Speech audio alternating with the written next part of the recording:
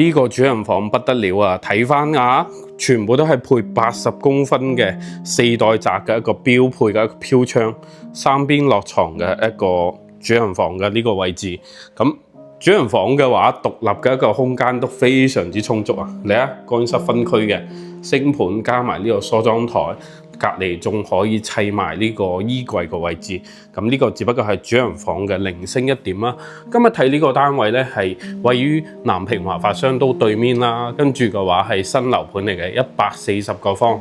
咁我哋從門口呢個講起啦，入嚟門口嘅話，指紋密碼鎖呢啲嘅話，當然依家係標配啦。見到嘅呢個鞋櫃係配備嚟嘅，智能嘅一個中控面板啦。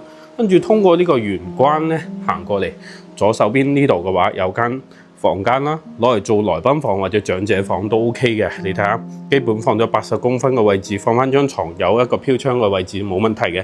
跟住延伸過嚟嘅話就係客廳同埋餐廳。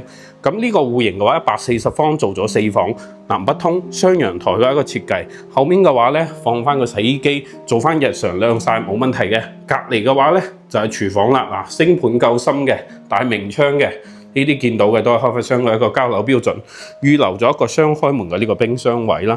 之後出嚟嘅話咧，有個5人嘅一個圓台位，你都可以按照翻呢個設計去做翻嘅。咁成個客廳嘅話咧，個距離嘅話都去到5米零6米㗎啦，都非常之闊。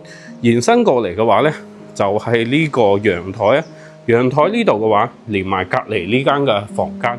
咁我哋事不宜遲去睇睇入面嘅3間房係點樣子嘅。嗱，呢間咧就係唯一一間最細嘅呢間房。你用飄窗嘅話咧，做咗呢個床啦，咁預留翻仲有咁大個位。